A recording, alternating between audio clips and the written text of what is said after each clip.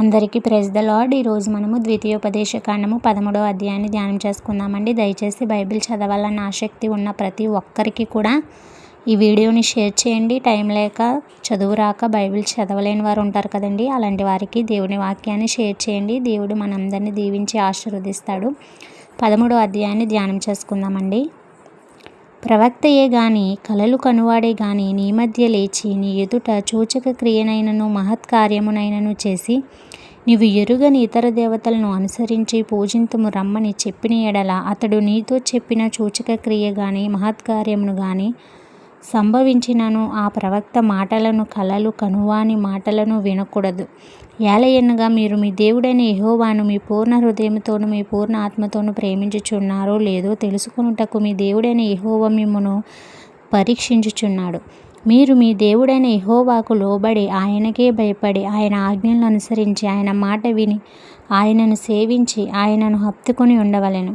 నీవు నడవవలెనని నీ దేవుడైన యెహోవా నీకు ఆజ్ఞాపించిన మార్గములో నుండి నిన్ను తొలగించినట్లు ఐగుప్తు దేశములో నుండి మిమ్మును రప్పించిన దాస్యగృహంలో నుండి మిమ్మును విడిపించిన మీ దేవుడైన యెహోవా మీద తిరుగుబాటు చేయుటకు మిమ్మును ప్రేరేపించెను గనుక ఆ ప్రవక్తకేమి ఆ కలలు కనువానికేమి మరణశిక్ష విధింపవలెను.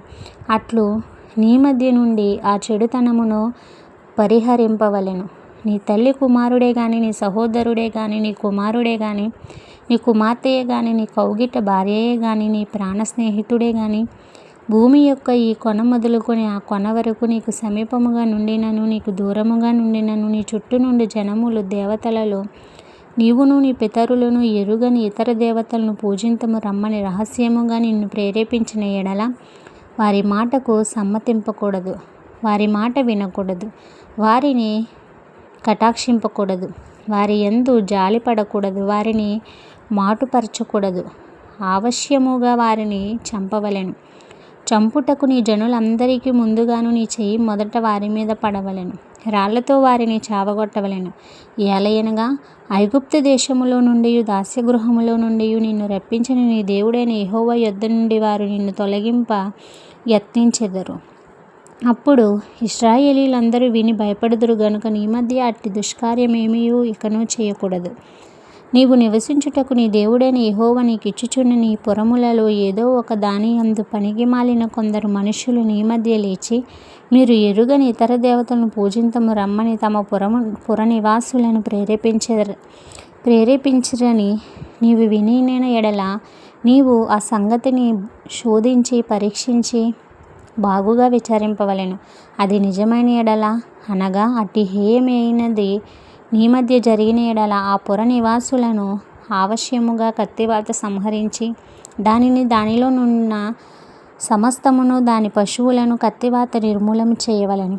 దాని కొల్ల సొమ్మంతటిని విశాల వీధిలో చేర్చి నీ దేవుడైన యెహోవా పేరట ఆ పురమును దాని కొల్ల సొమ్మంతటిని అగ్నితో బొత్తిగా కాల్చివేయవలెను.